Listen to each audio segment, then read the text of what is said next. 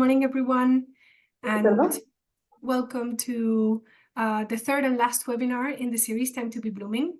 We thank you for attending one, multiple, or all of the sessions, which we believe have been extremely interesting, but of course, we may be a little bit biased on this.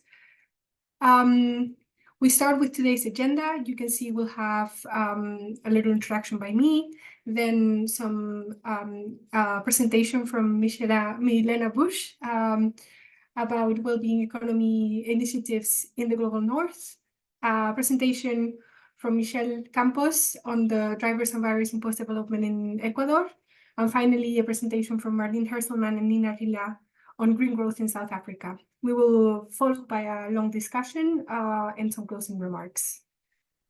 But before I start, some housekeeping. This meeting is being recorded, as you may have noticed. So if you do not wish to appear, you can turn your camera off. Also, please mute yourself when you're not speaking. There's many of us here in this call. And finally, if you have any questions, you can raise your hand during the final session, discussion session, or write them in the chat and we will make sure to get to you during the session. So let's begin with an introduction. I believe that most of you are already aware of the Horizon Project ToBe and the purpose of this webinar series, but just in case, just a short reminder. ToBe is a Horizon Europe project lasting 3 years and aims to provide a deep understanding on the socio-economic transformation needed to live a fulfilling life within planetary boundaries. We are a group of researchers from multiple backgrounds because we want to have a holistic approach to different results delivered in this project, with the final goal of developing a new economic model based on sustainable well-being, rather than this webinar series, which started at around the project's first Thursday, is an opportunity to share the first project results and spread the core message of the project, which we believe to be extremely important and also timely, considering the multiple crises that we're going through nowadays and the time of political changes that we are about to embark in at the level.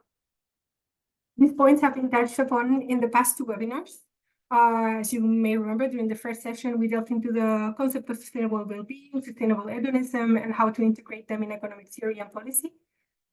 Once this was established during the second session, we discussed the current state of affairs of the Green Deal and whether we are ready for the socio-economic transformation that we urgently need to address the current equity crisis that we are in. Now, finally, we're about to embark in the third session of the university. In this last session, I looked to the world to discover what is already being done on the ground in the topic of green and well-being economies. One of ToBe's activities is exploring different case studies globally where examples of sustainable well-being can be extrapolated and analyzed for the purpose of our project. So the team has already started the interview and fieldwork process, both in the global north and in the global south. And we have a team of researchers joining from many corners of the world to present some of the insights. So I don't know about you, but I am extremely excited to hear what they have to share. First, it's my pleasure to introduce Dr. Milena Buchs. She is a professor of sustainable welfare at the Sustainability Research Institute in the University of Leeds.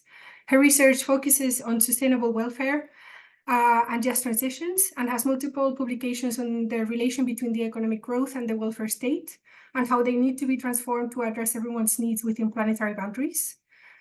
She is the primary investigator of the EU Marie Skłodowska-Curie Fellowship Share, as well as the co-investigator in the Center of Research on Energy Demand Solutions and our own ToBe. Milena is sharing with us some insights on well-being economy initiatives in the global north, as well as general framework undertaken on the case studies of ToBe. So I give you the floor, Milena. That's great. Thanks very much, Maria. And yeah, thank you to all of you who organized this seminar and to everyone who's joining today. So it's my great pleasure to share a first few insights that we gained from our first phase of fieldwork in this project. So I will talk about some of the drivers and challenges that we have been observing when it comes to implementing well-being economy initiatives in the global north. If you could go to the next slide, please. Great, thank you. So we today here who present today are members of the work package 3 in this ToBe project. And this work package as a whole tries to understand transformative change. So we try to understand how change happens, what some of the drivers and barriers are to more transformative change in implementing well-being economy initiatives. We take quite a pluralistic view in this case, in this work package. So basically, we align with this idea of the pluriverse, which is the idea that there isn't just one way of doing well-being economy. There are many different approaches that are possible, and approaches really need to be aligned with context. So what works in one context might not work in another context, and vice versa. So in the work package, we cover both global north and global south cases, as you will hear today. And that's consistent with a decolonization and post-development approach. We also cover state-led and grassroots-led initiatives, whereby the global north case studies tend to be state-led initiatives, and the initiatives in the global south tend to be grassroots-led initiatives. So it will be interesting to compare, that as well. And I will say a little bit more about the role of the state and its relationship to grassroots initiatives in a moment. What we've done in the Global North project is we have started to conduct what we call a long list of interviews over the last sort of 2 or 3 months, starting last winter. So this phase has now completed. We did 34 interviews, and from that we will select a couple of more in-depth case studies, and that selection is still in process. So in this long list, however, we covered quite a broad range of initiatives. So we had this sort of spectrum to start with, from green growth initiatives on the one hand to more post-growth aligned or friendly sort of initiatives on the other hand, but there are quite a few other initiatives in between. So, you could also label some initiatives as A growth, so they don't really explicitly position themselves to growth, and so on. So thank you for moving on. Yeah. So to start with, I guess, is the question, why do we focus on state-led initiatives, and what can and should maybe the role of the state be in implementing well-being economy initiatives? The literature on this delivers both pro and contra arguments. An important contra argument is a normative stance, which comes from an anarchist position. So Ted Trainer, for example, is a representative of this, which says that the state should not really play a role in this transformative process because state power perpetuates hierarchical power relationships. And, the anarchist position is to basically, we should abolish states altogether. From a theoretical perspective, some authors say that the state cannot lead the post-growth transition because states, as we know them today, have very much co-evolved with the evolution of capitalism, and therefore states have this main function of maintaining growth-based capitalism, and therefore there's no capacity kind of from the state to actually lead away from that. If you could go to the next slide, please. Yeah. However, there are also some pro-arguments in the literature that say states can and should play a role in the transition towards well-being economies. So the first argument is that actually there cannot be one single actor or sort of group of actors which can lead this transformation. So, for example, civil society on its own doesn't have the capacity to lead this transformation towards well-being economy or post-growth. So therefore, the state does need to play a role. Another argument is that the state is not completely controlled by forces that favor growth-based capitalism. There are often internal contradictions within the state. So, for example, Bourdieu talks about the left and the right hand of the state.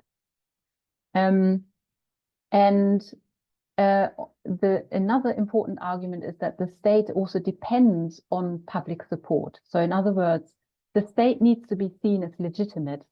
And to be able to do that, states need to represent, at least to some extent, the interests of those who are dominated or in weaker positions. And that can be a way in for alternative approaches that represent the interests of groups and people who are maybe less aligned with growth-based capitalism. And then finally, the alignment of interests within the state is never completely stable. So sort of power constellations are always in flux, and that means that crises can be an opportunity for alternative ideas and alternative forces to actually gain power within the state. And that can sometimes be supported by civil society initiatives. So this is where the role of civil society and grassroots initiatives can be really important to basically put pressure on the state to change. If you could move on, please. Great, thank you. Good, so I'm moving now on to sharing some first insights from our long list of interviews, which I think overall provides some support for some of these theories, the pro-argument theories that I've just presented, that say that the state can and should play a role. But as we will see in a moment, we also see some remaining challenges. So first of all, there's lots of evidence that yes, states are pluralistic within themselves, so they represent a variety of different interests. And the sort of more post-growth aligned initiatives that we interviewed, some of them say that there's a strong group sort of within the public administration that, for example, very much favors post-growth theories, looks for new information along these lines, and that they have people within the administration who lead these sorts of initiatives. So if I just read out maybe the one in green here, where the interviewee from a donut city says that, they really like this Decoupling Debunked publication, and that they personally feel that they and people working, so they say, I feel like the people working in our department believe in this post-growth thinking or degrowth thinking. So that, like I say, I think underlines the idea that, yes, public administrations are pluralistic, and there can be teams within these public administrations that actually, actually would like to see transformative change along post-growth and well-being economy lines. You can go to the next slide, please. We also find lots of evidence that the role of crisis is important in triggering change and supporting change. And that's not surprising, I think. So crisis often means, there's the realization that things that have been done so far don't really work. They trigger a search for new approaches, basically for, how can we do things differently? So the quote in blue, for example, that's a representative of a well-being economy government. And they say that the introduction of the well-being economy government coincided with a change in government, but also with multiple crises that affected that country.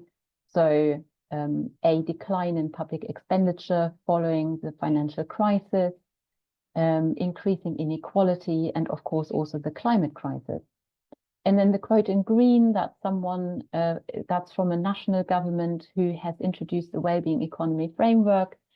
And it was interesting when I asked them in the interview, there was a bit of hesitation, actually, sort of, they had to think a few minutes in terms of why is it actually that we introduced this. But then this story emerged very strongly here, that part of this is in this quote here, where they say, yes, again, we've had to deal with lots of failures from the government side, and essentially the introduction of that framework goes back to the realization that we are failing in a lot of things that we are trying to do.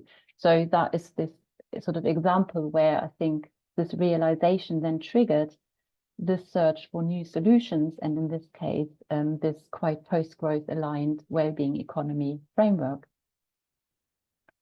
you could, move on. Thank you very much.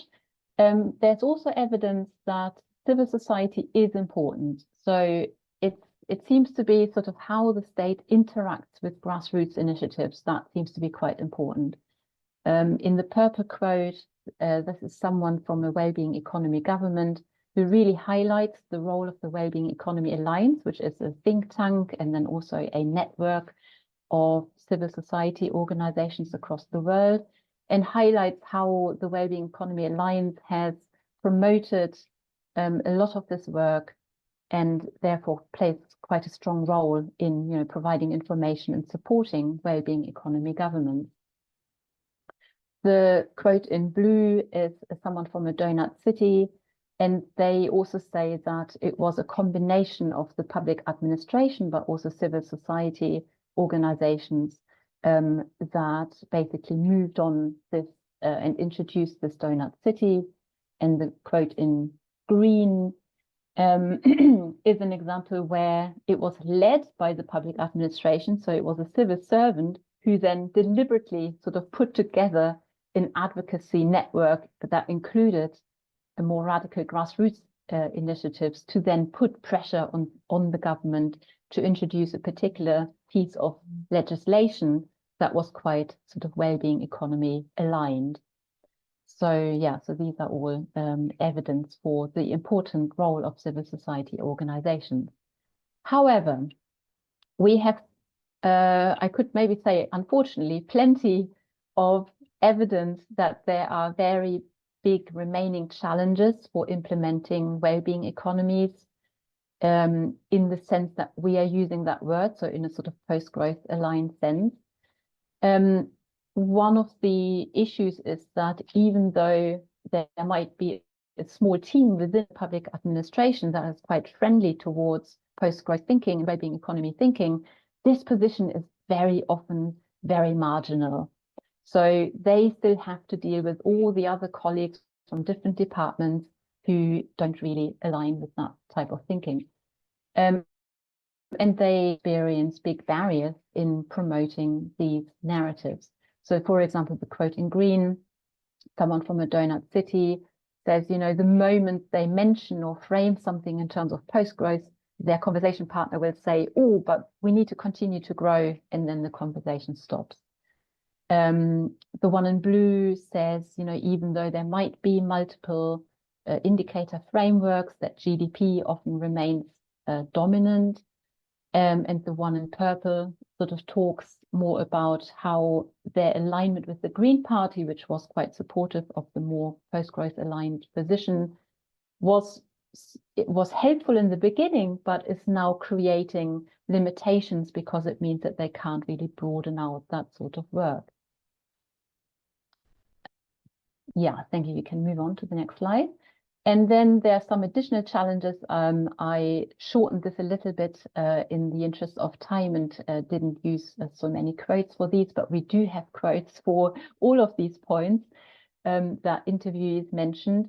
So, for example, additional challenges to implementing well-being economy initiatives are that decision-making cycles remain very short-term oriented and policy-making remains siloed.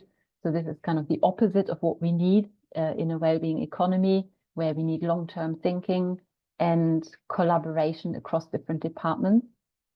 In many administrations, we also found sort of confusion about, that sort of different alternative economy approaches seem to run in parallel. And this often goes back sort of historically that, for example, we had beyond growth approaches. Then the Sustainable Development Goals became quite famous and influential. Now we have sort of new types of frameworks related to donut economics and well-being economics and so on. Some more homegrown, some, influenced by the organizations that, I guess, try to promote them.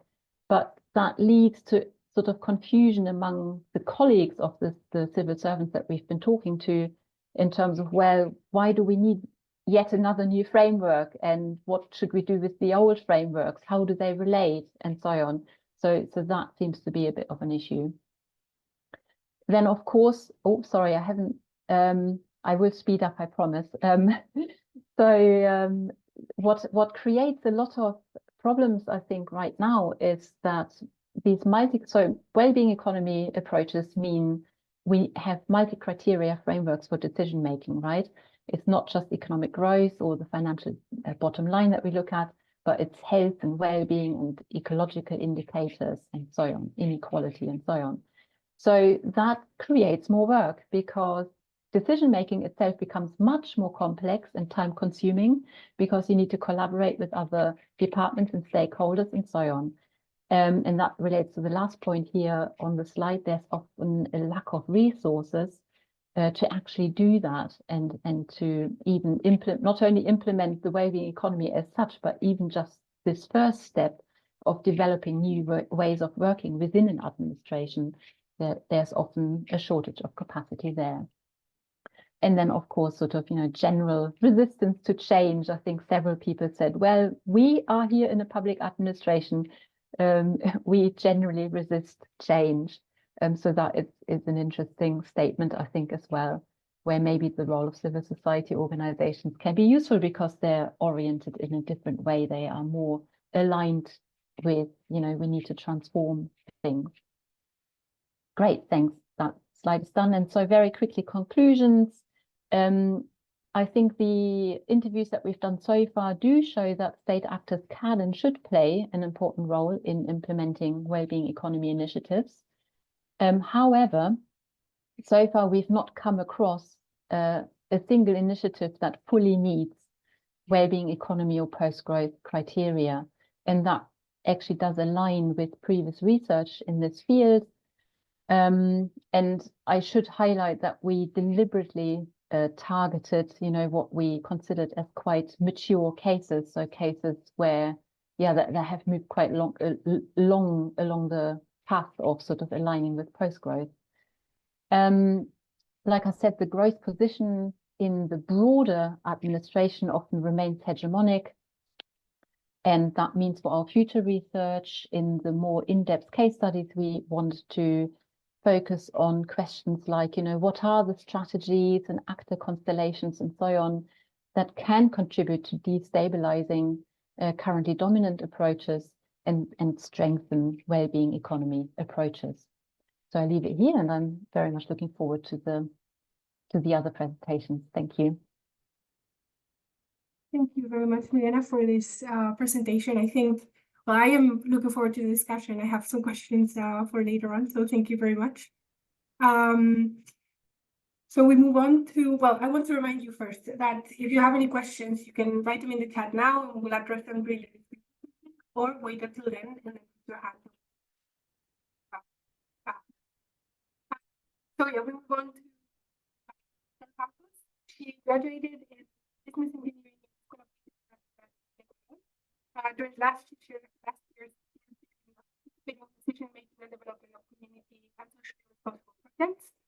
And today she's sharing with us the experience of the global south, in particular Ecuador, diving us into the local community and reporting experience of non-profit organizations of territory. I also want to thank you, Michel, for being here today, despite the time zone difference. You have the floor.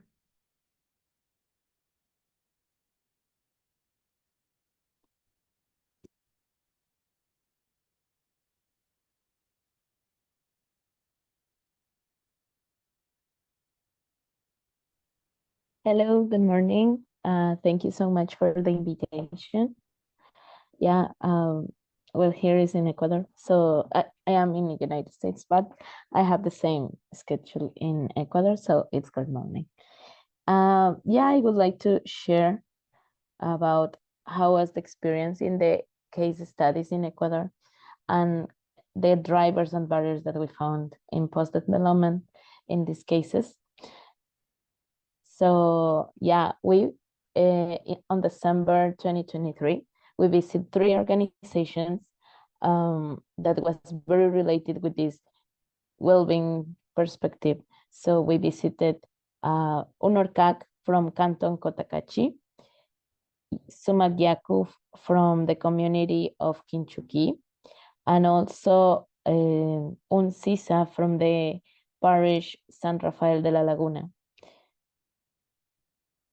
First, I am going to start with UNORCAC. UNORCAC is a big organization, is a non-profit organization made up of 48 communities created on April 1977.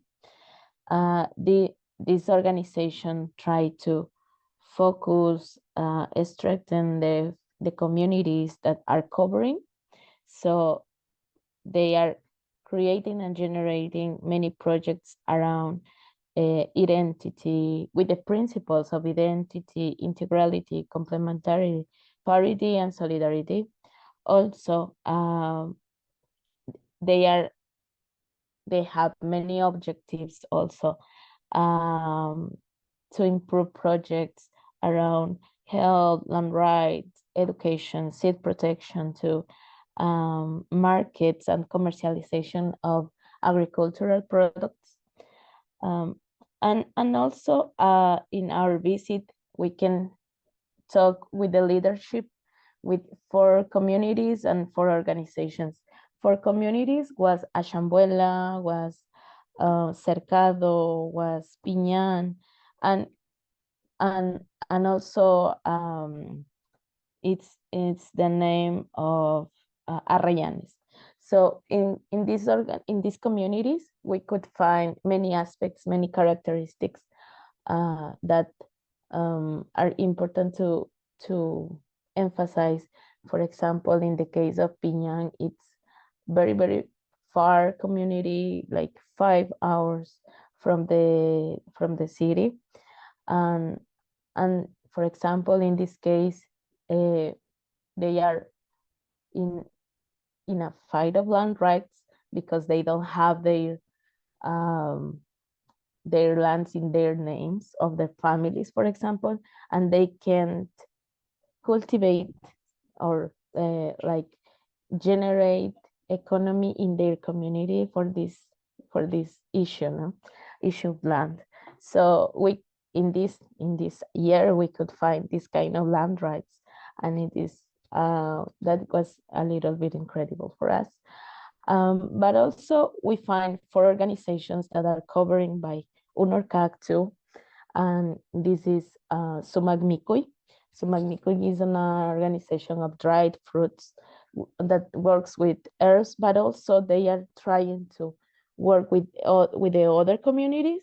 So they buy the products, all the fruits from the communities, and they work with these fruits to make this kind of dry fruits. So it was kind of interesting, this kind of thinking of collective, of how they can help or like support the families from the communities. And also we visited the fair La Pachamama Nos Alimenta.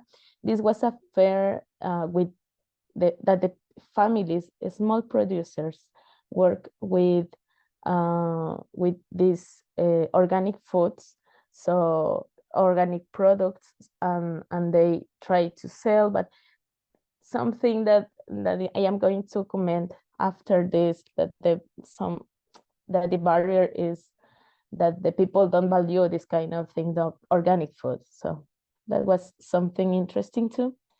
Also, this was kind of the pictures that we taken in the communities and in the organizations that we visited. Also, we went to Sumagyaku. We visited Sumagyaku. This is an cooperative that give a small it's a small company, like public company, that give or provide drinking water services for the communities, for around 9 communities.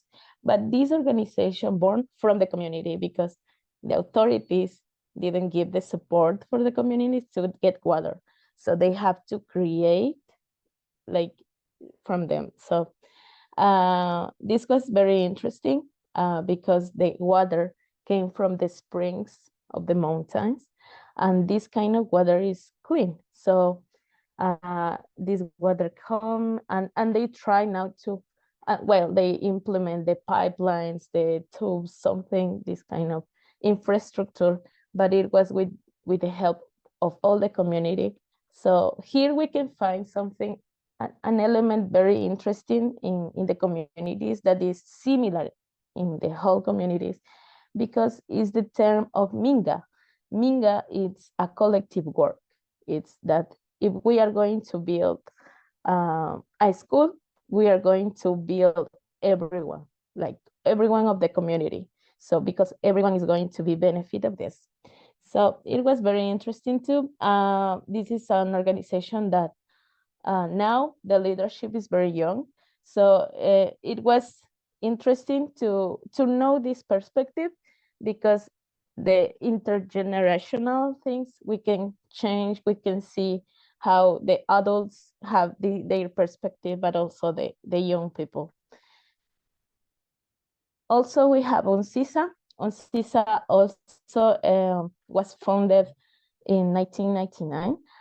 They include 9 communities too. They cover 9 communities, but also they try to seek for culture, security, maintenance and improvement of the community, conflict resolution. That was one thing that it's another element of the organizations, is that they apply the indigenous justice. So it was for the conflict resolution. So it was interesting too.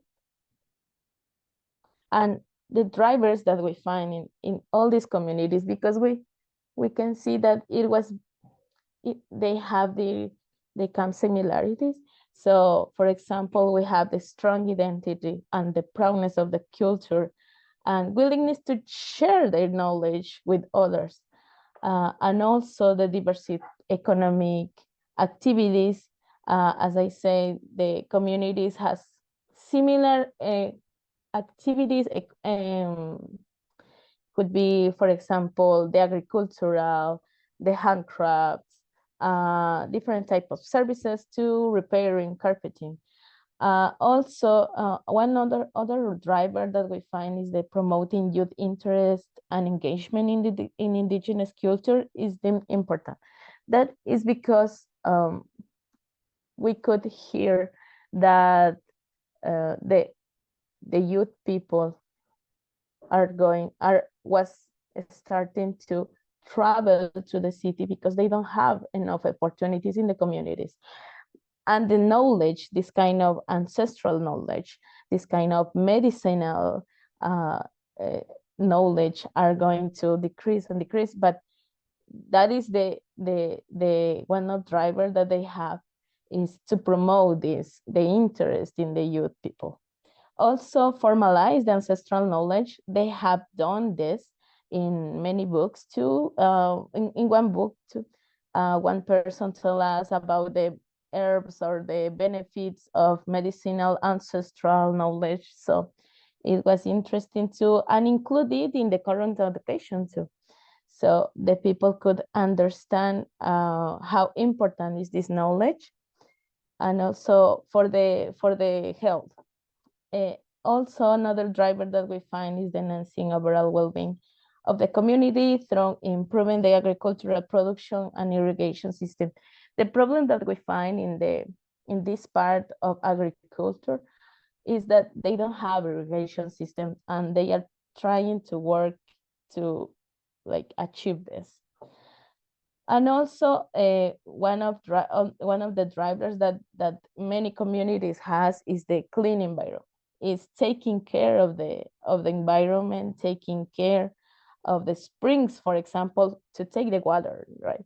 So it was very interesting how they, for example, before they are thinking in one project, they are always thinking in how this activity is going to affect the environment, for example.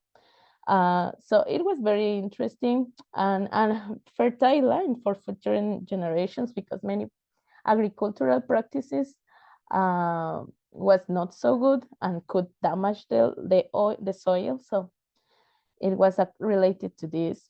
And the sense of community through mingas that I told you, that this kind of mingas is a collective work where participate all the community.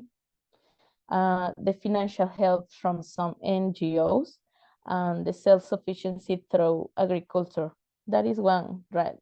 There are these drivers are very related in the communities. And also we find, I think, more barriers that they have faced in the time, like the authorities, for example, of the municipality, do not give the support to them to access to public services, basic public services like water, electricity, sewer, or an adequate sewer treatment plant. And for that reason, and also in the education too. So they have very a lot of financial challenges for education in the building of new schools, for example, or in different infrastructure or projects for the communities. Also, many community spaces are in bad condition, so they can, for example, have a space for meetings. Also, the discontinuation of projects when the presidency changes and there is no support to their development or growth. So that is a discontinuation.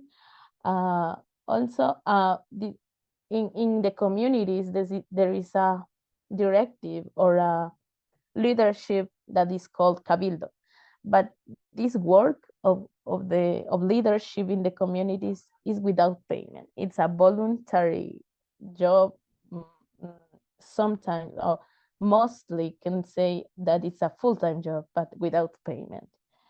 And born in the communities, born in the needs for the communities. Also, the lack of irrigation for agricultural production, we find a lot with this aspect. The land rights, as I told you, they still have land issues, and also the access to the community. There is bad roads in many cases, as I told you, with the community of Piñan. The roads, when you arrive to the community, is incredible. The place is incredible. It's like, oh my God, it's incredible, but the roads are very bad, very bad, and the municipality or the authorities didn't give the support, the adequate support for the community to improve or to grow or to something. So also the continuation of knowledge is the lack of interest from young people. The people don't value the organic food. They try to pay the same amount of the other kind of food instead of organic food. No? So also the young people decide to move to the big cities, and in this kind of movement, the ancestral knowledge are losing because the adults have this knowledge, right? And also the lack of expertise in fields that could promote or generate new initiatives or projects, because the young people are traveling to study in the universities of the cities. They mostly or sometimes the knowledge are not. Also, the assemblies take decision. Often they don't agree with something because in many cases, past or older generations are resistant to changes. As I told you, many cases they have young people in the leadership. So when all the decisions are taken collectively. So these kind of innovative things or changes are many kind resistant from the older generations. So it was it was a good experience in the communities that we have, because we can see many perspectives, comments. So it was a needs too. So it was very interesting. And yeah, that was all. Thank you so much for your time. Thank you so much, Michelle. Can you hear me better now? Can you hear me okay? All right, Yeah. so this is so. Thank you very much, Michelle, for your presentation. It was very interesting, and we can see your passion in the topic through your presentation. So thank you very much. I want to take can you see my screen? Yes. Okay, thank you. Yeah, let me introduce you, Marlien, if that's okay. Yes. We are traveling to Africa now, and it is my honor to introduce you, Marlien, and Nina Rilla. Marlien Herselman is a chief researcher at the Council for Industrial Research in Africa, and she works in the technology implementation monitoring and evaluation group. There are areas of innovation ecosystem models, mobile and digital health, rural communities, educational technology and user experience in a developing context for mobile service. She is also an adjunct professor to multiple universities, including the University of Pretoria and the University of South Africa. And she has published over 45 reviewed articles and has received multiple recognitions, the latest being the Excellence Award for Human Capacity Development in 2016. Then Nina Rilla is a senior scientist at the VTT Technical Research Center of Finland. Her educational background is in economics and business administration, but since graduation, she has worked in the field of innovation policy. Recently, her work has centered on the ethics and responsibility of innovations that cover diversity, equality, and gender issues, among many other aspects. As part of the VTT Time ToBe, she has been working on the case studies in the Global South, having had recent field trip to South Africa with a team of Marlien. So I give you the floor to the both of you. Okay, thank you very much for the opportunity to present our case study, which actually happened recently in South Africa. We only became part of the project in, I think, February. So we're very fortunate to share with you what we have found by visiting, firstly, identifying the case studies, understanding what they're doing, and then interviewing them to understand also from a policy perspective what influence that has and what are the barriers and the challenges that they experience. So our project team from the CSIR consists of myself, Nare, Mawai, which is also in this, thank you Nare for joining, also representing us today, and Safisu, who is our research group leader, and Nina from VTT, and we're very fortunate to work with her as the work package leader, sorry for the dog, the work package leader of this work package 3. I will now share with you what we have done. Next slide. Thank you. So we are the ToBe partner. The field visit was in April, and we visited the Limpopo province, especially the Semaneng Gamatlala community, which is about an hour's drive. I will show the map just now after the following slide. And then also Cape Town, the Kenilworth Shopping Centre, where on the top of the shopping centre, on the roof, they have vertical gardens. And also Langa, where they also have other entrepreneurs growing vegetables. In all, we had 24 interviews and meetings where we gathered information to understand everything from this perspective. The focus was on green transformation in food systems. There was vertical hydroponics in Cape Town and the aquaponics farming in Limpopo in the rural area. And the focus is on food security, nutrition food, which is grown organically, homegrown urban farming, micro and small scale farms, and turning consumers into producers. Next slide. As you can see from this one, we wanted to show you, and thank you, Nina, also for your assistance here. We wanted to show exactly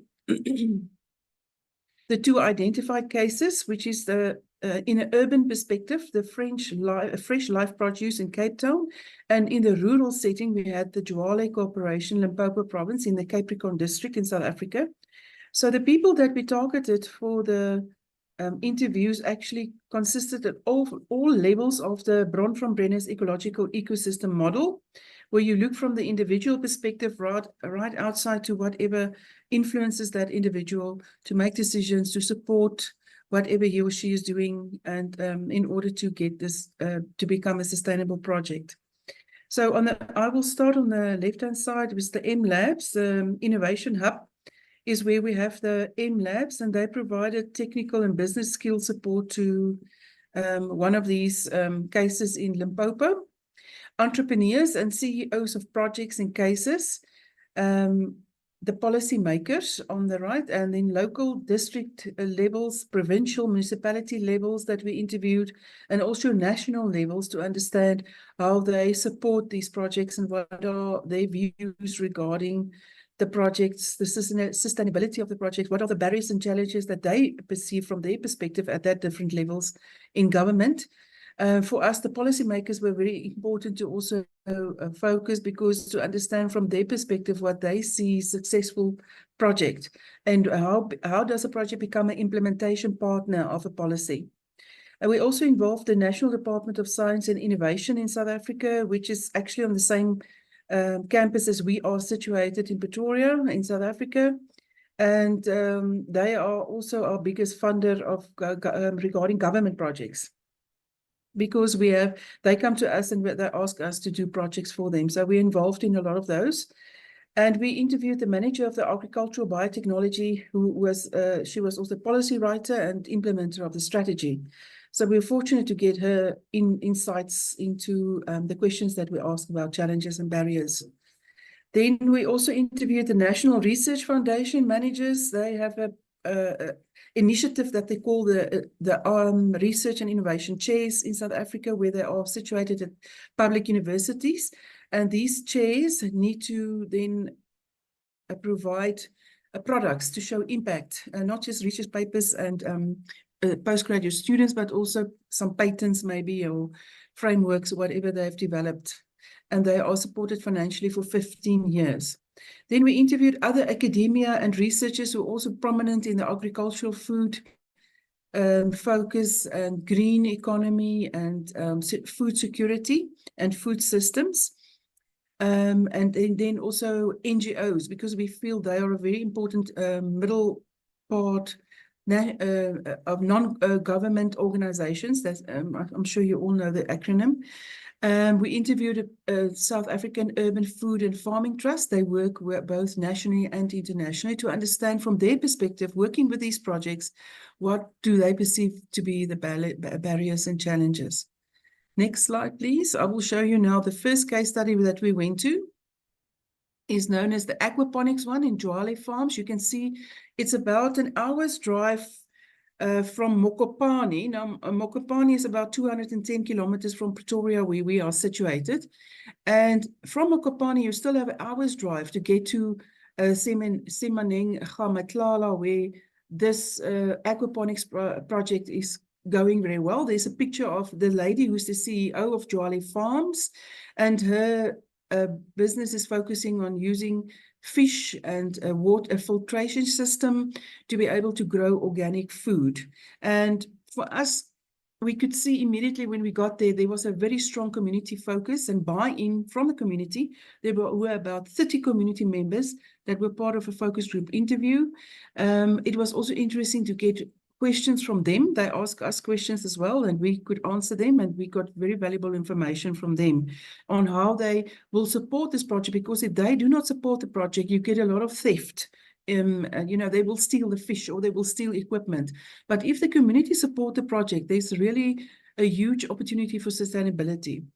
They also supported from a business perspective because of the MLab involvement, and also some entrepreneurs from Polokwane, which is another town close to them, about 30 kilometers from them, on technical support on the system, how to keep it going, and if a pipe leak, what do you do? They also supported from the district, provincial and national levels by the Department of Agricultural, Land Reform and Rural Development in South Africa. For us, this was really an excellent example of rural economic development, because they do not only grow these vegetables or seedlings, they also provide these seedlings for free to the community, so that the community can also start looking after themselves, becoming self-sustainable in producing green foods that are organic, and it also adds to their quality of life because they are much more healthier. They also focus, this type of project focus on using a limited amount of water and a small area to grow organic greens that you can sell to restaurants, especially if the quality is very good. We will get to the next slide later on, and it will show you pictures of how good the quality is. They also saw a big change in the health of their own children when using these products. And that's why she was also spearheading this project and wanted to make this a success. They change how to feed the community with fresh organic product grown in a backyard and sell fish even to them. So if these fish in the system, in the filtration system, gets too big, they freeze the fish, and then they can sell it to the community as an extra resource food of protein. They also sell their produce to restaurants in Mokopane and assist villagers to start their own businesses with seedlings and compost. The next slide. These are photos you can see in the middle at the top. These are the community members that were all there, dressed very smartly in their own way of dressing. And we were very fortunate to be able to meet them and also hear from their perspective what they think about the project and how much they support it and how much they support Onika, the CEO, and how much they respect the way that she treats them and involve them in their project. So this was a huge advantage for us because this is all about sustainability. You know, if you have a project like this, after 2 or 3 years, you see nothing is happening and then everything dies because there was not buy-in from the community. There's also a photo of the fish. There's a photo of the greenings. You can see the quality of the green vegetables that they have produced already, the seedlings that are coming along very well. They are starting a next farm at the bottom left, next area to plant these seedlings in. And we can really see that this is growing very well. Thank you. Next slide. The second project then after Limpopo is the vertical hydroponics, the Fresh Life Produce project that's situated on a rooftop of a shopping center in Cape Town. And the reason why they've used the rooftop is because it's an area that they are in the middle of Cape Town and they can have access to a lot of communities. People also see this project as an Africanized way of providing organic seedlings and food to communities because of the vertical growers. You can see the photo on the right. They even covered the plants with what they call sishwe, is a way, a specific way of covering these plants or these plastic pots before they grow them, and there's a lot of people involved.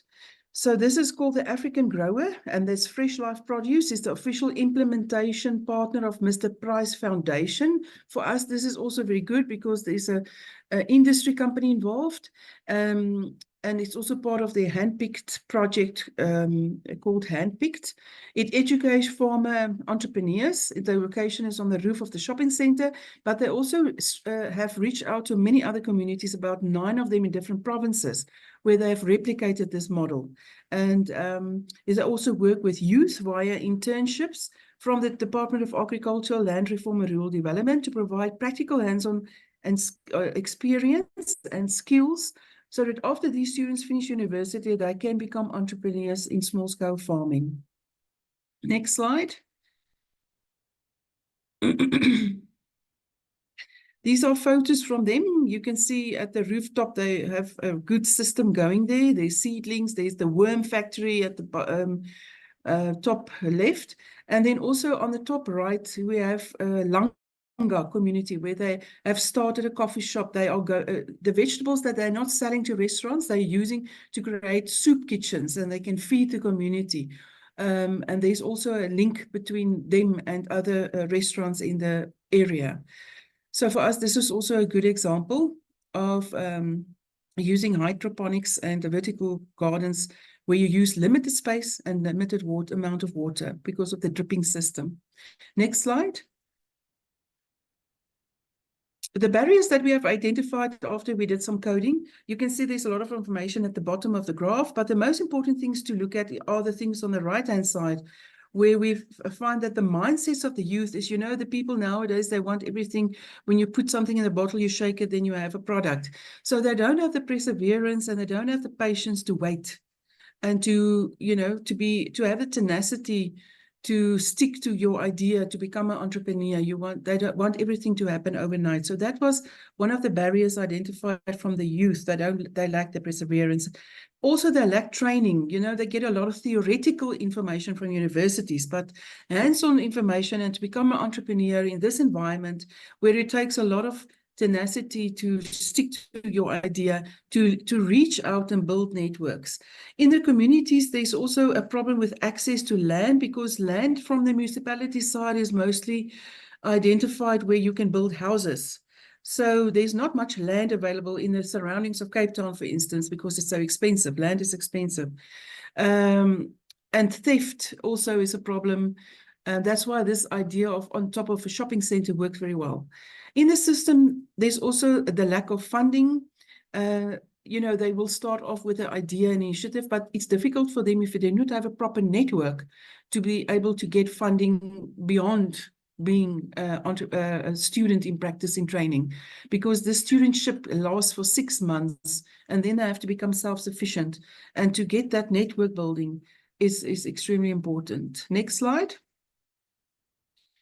The challenges and the barriers are the same, but enablers and drivers, we found, you can see there's a lot of them that are similar, but the ones that are most outstanding for us are networks. To build a network, to have a network going, and to focus on nutrition, you know, the organic way of feeding, a feeding system that is really becoming very popular in the country, because people are all over the world focusing much more on the quality of life and getting good produce in your body. So organic foods are very popular nowadays, especially here.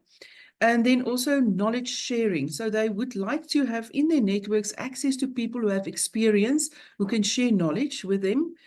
And the drivers for transformation in society, we found, is the focus on food security, nutrition, and also looking after water systems. And that's why these two examples of these two case studies allowed us, or provided us with enough information to provide insights into this project. And we're very fortunate to have met amazing people and to be exposed to people with a lot of experience. And we could gather a lot of information that is very rich. Next slide. So we also wanted to look, Nina, I don't know if you want to join me here. I think this is sort of your idea as well. I've been doing a lot of talking. So if you want to take over, or do you want me to continue? You're welcome Well, to cover. basically, this slide is just summarizing what Marlien already presented, that when we were looking at the policies and also talking with the policymakers, so there's a lot of a focus in South Africa at the moment on the food security and nutrition, like I said. But also what we found out that the focus is quite a lot at the moment also on the agriculture biotechnology. And we were discussing that, okay, there is this technology focus like in many countries, but what about, for example, the social innovation aspect, which is in many countries and also in South Africa maybe missing in the policy agenda. And then there are, of course, certain realities in the country, that there is scarcity of land and water, like Marlien already mentioned, which are driving also the policies.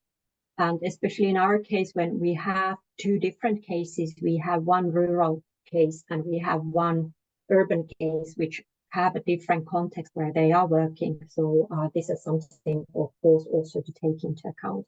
And then there are issues related to skills, like and also capabilities of people to get involved in this, to become farmers on their own. So you need also business and entrepreneurial skills in order to, for example, sell your produce to the markets or to the companies or restaurants. Thank you. Thank you. Next slide. So we have added some questions. I think it will be part of the next session that myself also wondered about, and our group also. We're thinking about how different countries get policy to be understood by grassroots innovators, you know, from bottom up to top down to bottom up. How do you get the these policies communicated to projects, and what drives sustainability of these case studies? That is always something, and I don't know if it's similar all over the world. That's why it will be interesting to get views on this. And that is the end of our presentation. Thank you for the time, and you're welcome to ask questions. Thank you very much, Marlene and Nina, for this presentation. Can everyone now hear me okay? I think this is the last solution that I have, so if not, I will have to give the floor to some other colleagues to support me. Is it okay? Great. We So hear you. yes. Okay, so we move on to the discussion part of the webinar. I think that the previous presentation gives some good questions to start with. So maybe I move to the previous slide and give the floor to Michel or Milena if they want to contribute to any of these questions.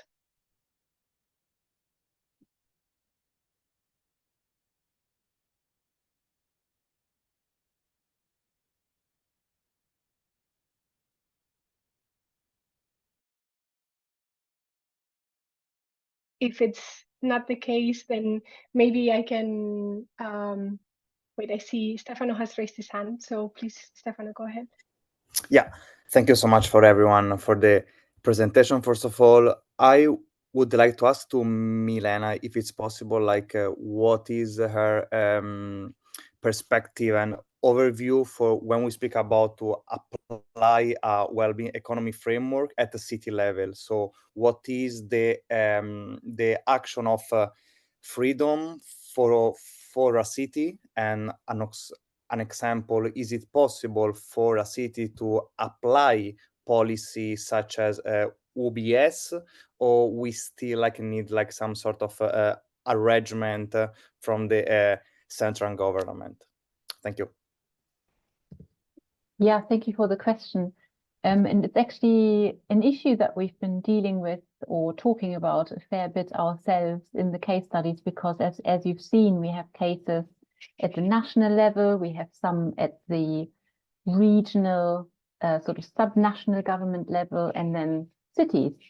So what we find is that, you know, absolutely, I think cities are obviously more constrained compared to national governments in what they can do, because they are often dependent in their funding on national governments, and their competencies are, of course, limited to more local issues.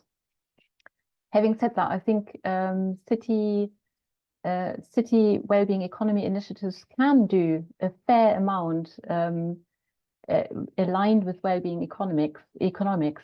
So, for example, you know, a lot of planning, transport planning, for example, happens at the city level. And yeah, I think so. Basically, I think the thing to think about is that at every level of policy making, I think you can apply wellbeing economy frameworks and criteria. It's just the types of decisions that you can make under at each of these levels will be quite different. But yeah, we have had cases at the city level where they talk about, you know, transport policy and how do you square different criteria and objectives, like, you know, do you want the city to grow? Do you want people to have more access to travel? How do you balance this with health and air pollution, etc., etc.? So, you know, there are absolutely things that cities can do, I think, and we shouldn't not focus on them just because their decision-making power is maybe smaller than at the national level. But yeah, absolutely, I don't think they would be able to implement UBS, Universal Basic Services schemes that you've just mentioned. I think these sorts of schemes would tend to be more at the national level. It depends, however, I think. I'm just thinking off the top of my head. I mean, again, transport, a lot of transport policy is made at the local level. And for example, whether or not a bus company is in public or private ownership, you know, these sorts of things, and how tickets are subsidized. This is often a level made at lower political levels, not by the national government. So yeah, there are also even, I think, things that can happen in relation to UBS that could be made, decisions that could be made at city level. So yeah, it's not an easy answer to your question, sorry, but yeah. I see Nina may want to add here. Yes, I was thinking of maybe reflecting this from the point of view of South Africa, also what we learned in Cape Town. Because when I was going through the barriers and drivers from the interviews, and you could, if you simplify, you could say that almost all the barriers that were mentioned related to the policy making, while the drivers were merely on a social aspects like networking and that having the change agents. But I must say that in the Cape Town case example, the city of Cape Town was praised as one of the drivers in this getting this food processing and things going. So we don't know yet that what kind of a relationship they have and what kind of a role they have with the initiatives. But that was just something I wanted to mention, that there are these very good cases also that when the city gets involved and actually are driving also these initiatives to move forward. And I see Laura has her hands raised. I don't know if it's to add something or to ask a question. Yes, thanks so much. Yeah, I have another question. First of all, thanks to everyone. It was super interesting to hear the results of all three cases are in a row. And I think it's very interesting how which overlaps there are also between the barriers across cases. I have a question to Michel, because I thought it was very interesting that one of the barriers that you identified was that the local municipalities do not grant access to public services for the respective communities that you were studying. And I was wondering how the communities address this barrier, whether they're more in an open conflict with the municipalities, or if they're trying to just somehow circumvent this, or still try to establish a good relationship. So yeah, it'd just be interesting to hear whether you have any insights on that. Thank you. No, thank you, Laura, for your question.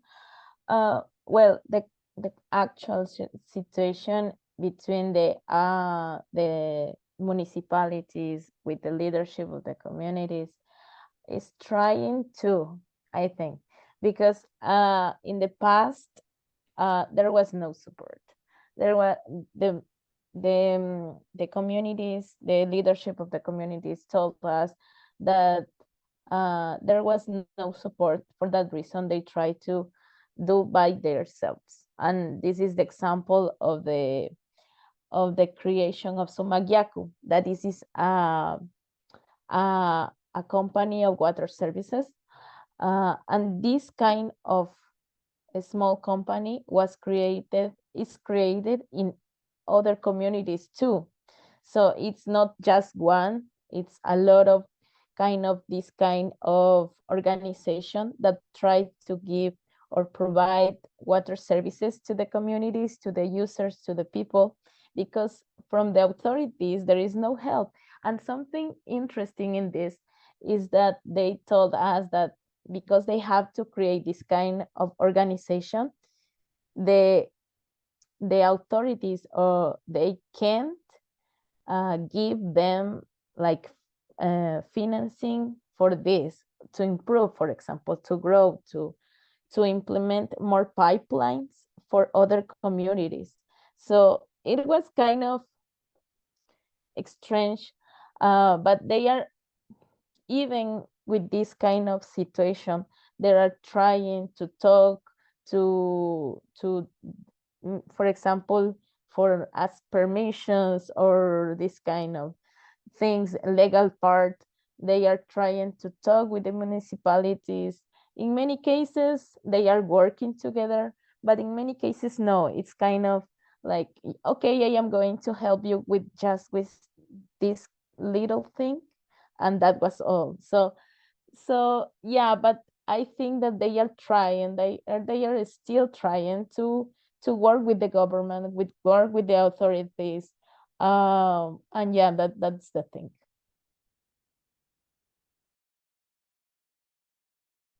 I do have one question to Michel and Marlene or Nina. Milena discussed in her presentation the role of crisis in order to initiate these initiatives. And I was wondering, she was discussing the fact that a failure has had to happen in some cases for them to then act on it. To what extent this case studies and initiatives that you studied in your field trips or others that you interviewed have this sort of crisis? So to what extent has a crisis or a failure influenced the starting of this project?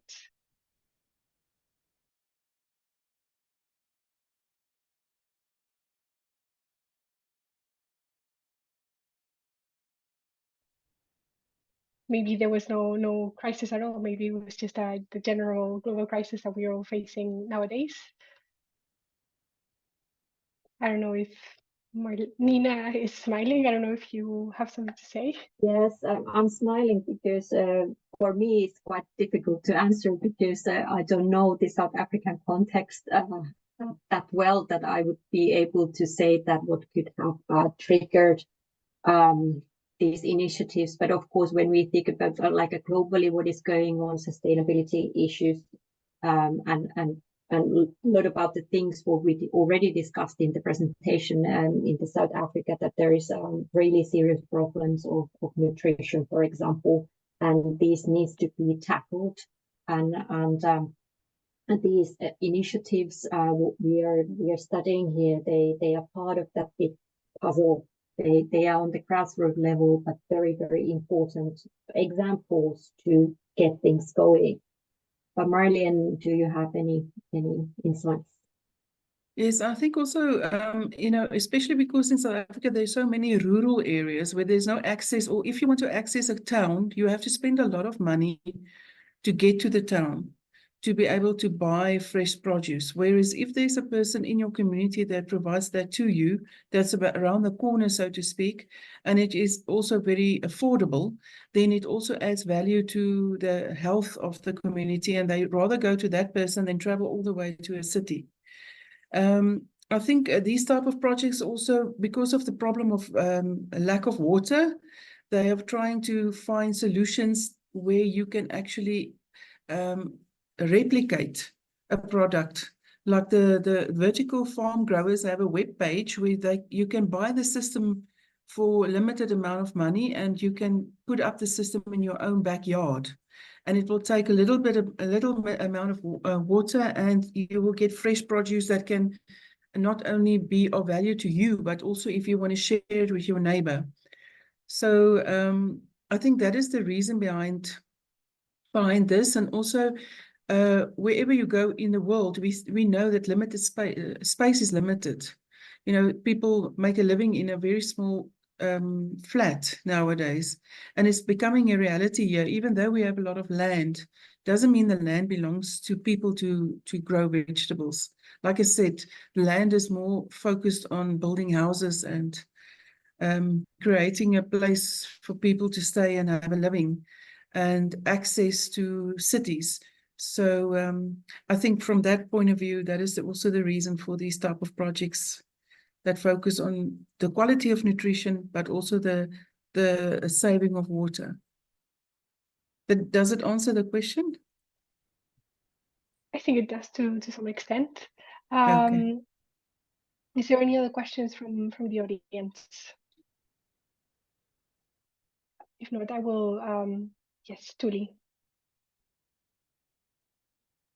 Thank you for your presentations.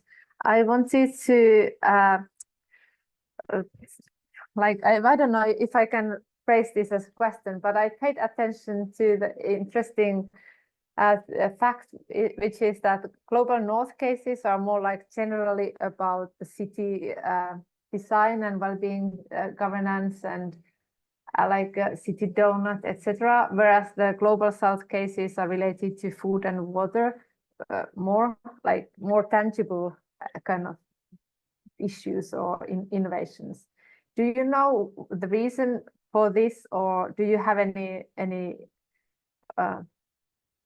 I don't know, any insights on this topic? Because I think in Europe, of course, there are a lot of organic food co-ops that could have been interviewed, and there are some water cooperatives and water saving measures also taking place in Europe, whereas I think there are some similar cases also in global south about transition towns or some kind of more like city level initiatives.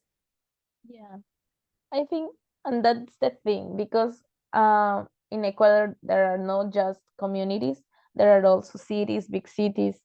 So I think that the difference is that the municipalities are just looking for the cities, but not for the communities.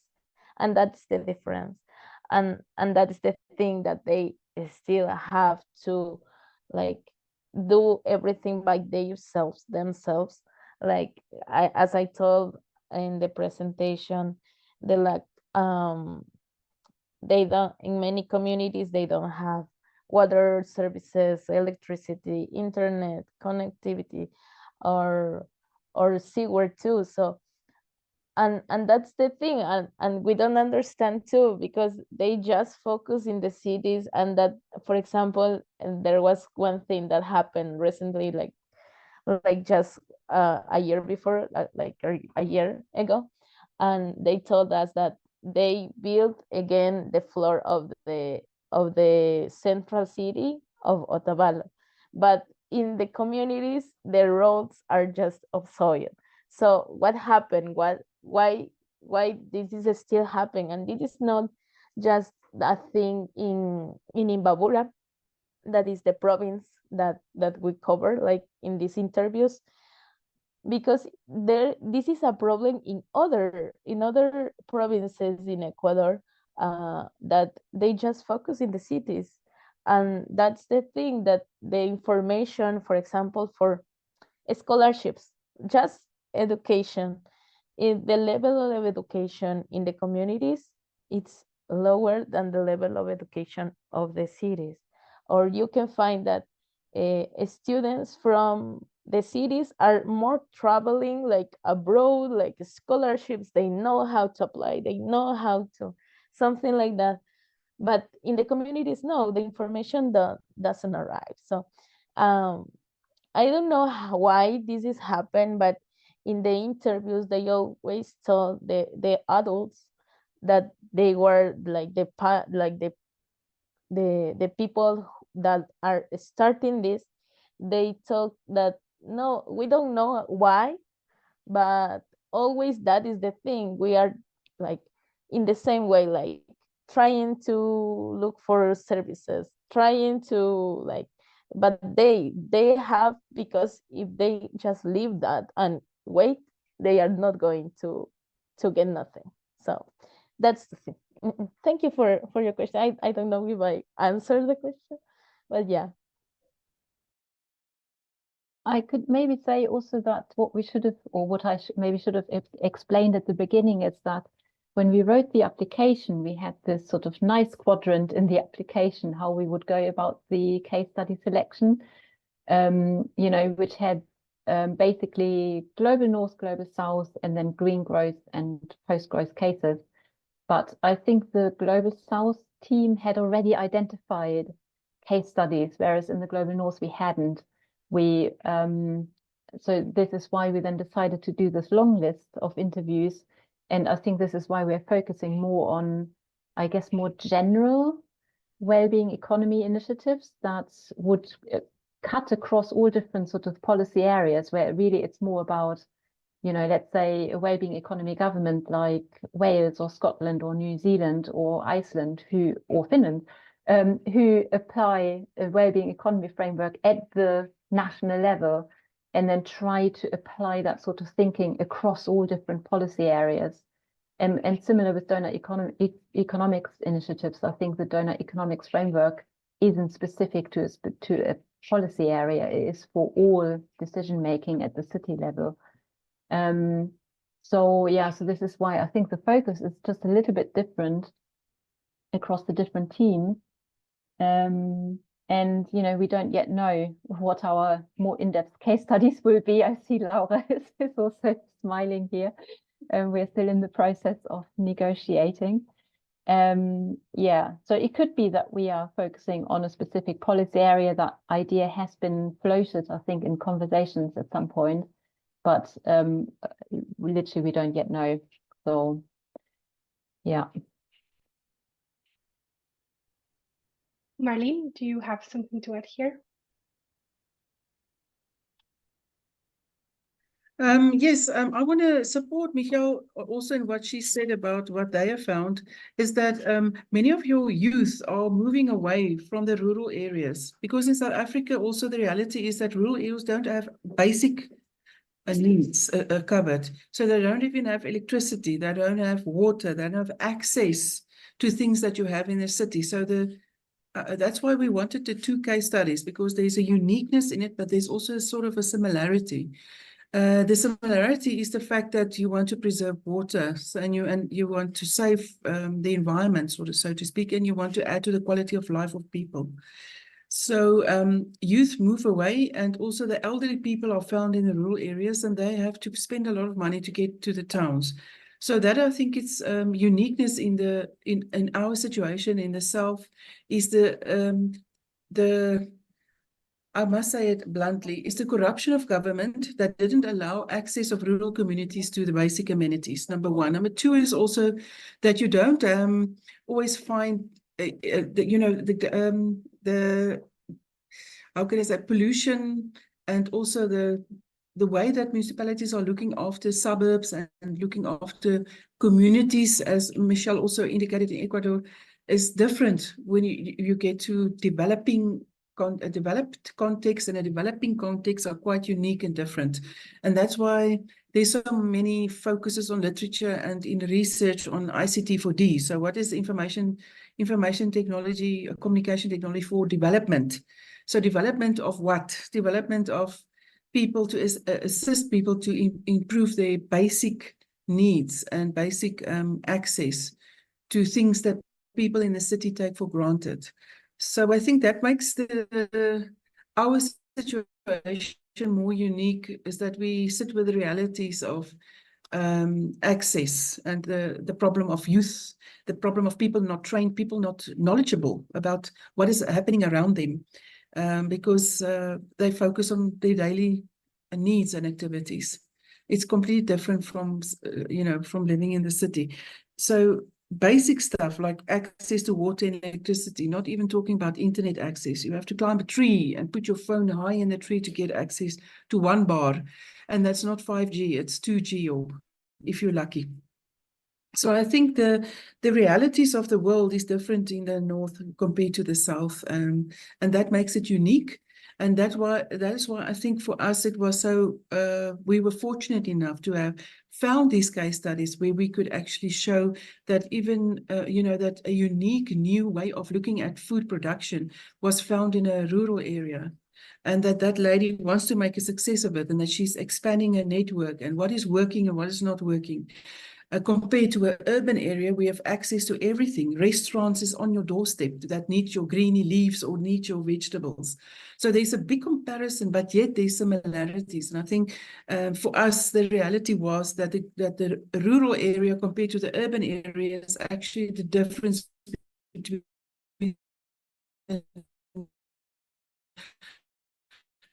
the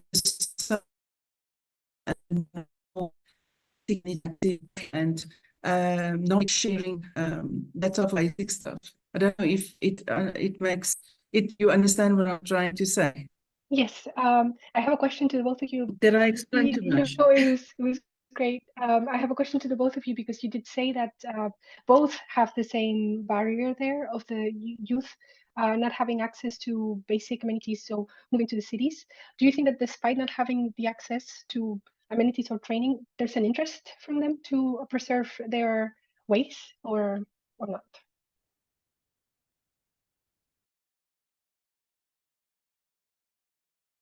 For us, yes, definitely. I mean, again, you have to look at the context. So Michel's context is completely different from our context, but still there are basic stuff that everybody, I think, would like to have access to, and that's similar.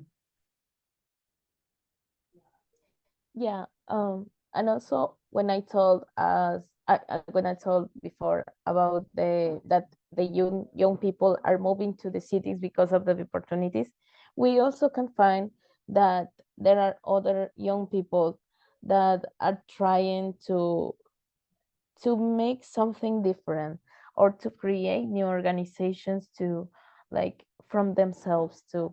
So it was very interesting that in the communities, like for example, Lunorca, this is a big organization that covered around 48 communities of Cotacachi, for example. Uh, the leadership is one man of I remember 30 years. So and the team of the leadership it's around 25, 27. In Sumagiaco too, the president is a woman. It's a woman of 27 years old. So and in Nunsisa too, we find one woman, the leader of one community. It was the name was Cuatro Esquinas. She was just 30 years old. So we can find too that the young people are trying to empower, so and try to make something different to come with different ideas for the communities. And but they also talk about that they don't have enough professionals in different fields that they could help them to improve more, or because the decisions that are taken collectively, they are adults or other older generations that they are not agree with some things too. But I think that they are trying to empower the young people, and that is the thing, that is something different. For example, I can talk about that I grow in a city with my parents, so and with other professionals, with other um, young people, we create an organization. And mostly the people, the professionals, the young people that are in the organizations are from cities. But we are trying to do things like different to support the communities. And that's the thing. I think that always these spirits or this essence to try to do something, to try to collaborate, to contribute, because you are not helping, you are contributing, you are interchanging knowledge, you are, because they have their knowledge that is very important, but we can collaborate with our knowledge too, with this kind of academic knowledge we can see. But it was interesting because the young people that live in the cities are trying to do something different too. All right, thank you very much to both of you. And then one last question, that is the one that Milena wrote in the chat before we close the webinar, because we're almost at, well, we're already at the hour. Milena asked, related to Tuli's question, to what extent multi-criteria decision frameworks are relevant to the cases in the Global South, like for example, with a multiple of social and ecological objectives?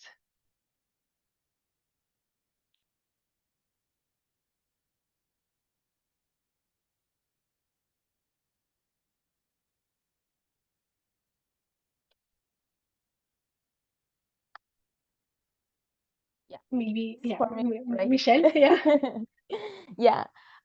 Well, around these social and ecological objectives, that is interesting in the communities, that before they are going to do something, they always are looking for how this could impact the environment, or how this could impact to the community, how this could benefit the community, how this could benefit to the environment.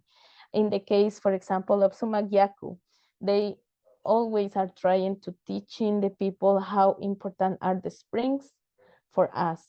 And something before someone told about the crisis, someone in this organization talked about that too, that the climate change could affect our springs, and this could affect our water. So because if you don't have rain, you don't have springs. If you don't have springs, you don't have water. In the case of the communities that depend of this Sumagyaku services water, because the water came from the springs. And also they are trying to, for example, do reforestation, like try to take care of the environment to the around the springs too. Also, about this kind of organic foods, for example, they are talking about nutrition, how important is the nutrition for the kids, for our children, and also they give this space. I didn't mention before, but something that I was very, very impressed is that in UNORCAG there is a committee of women that are taking care of the seeds. They are the guardians of the seeds.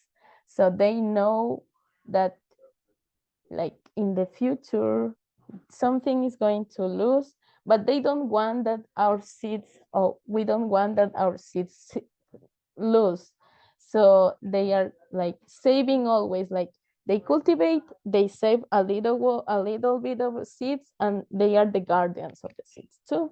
And also another, for example, in another community, they are talking about the medicinal part, the medicinal herbs, and how important is to share this information. And for that reason, they are formalizing this kind of book that it was awesome.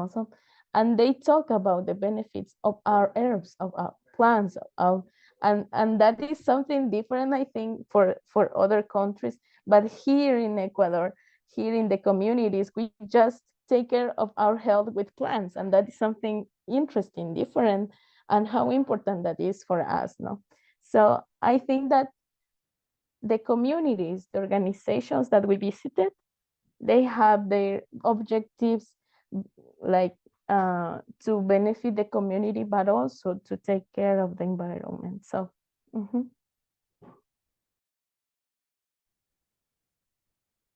Marlene, do you want to add something here? Yes, no, I agree completely. I think that is also what is unique, is that the way people perceive their health to be is completely different compared to about 5 years ago. There's a much more greater focus on getting good quality food and having food on a regular basis and not starving yourself. So that's why the nutrition value is so high. We also see here that they want to go back and focus on seeds that people have forgotten about, that can provide an extra level of protein that you don't normally find in other products. And also look at protein shakes, that type of food system to support people to get through drinking something, a good nutritional meal that can help sustain them through the day. Especially in schools in South Africa, we have a food system that they give them food in the morning, and sometimes that's the only food that they get in the rural areas in the schools. So they're trying to look at the value of what they're giving them, so that has most of the nutritions and most of the protein and the necessary things that they need to have a balanced diet in that meal, in a shake, in a format of a shake. So I think there's definitely also, I want to mention that there's a lot of youth going back. They get to training in the cities, and they make but they keep on giving back to their fathers and mothers in their communities in the rural area. So they're sending money, for instance. So there's a total change.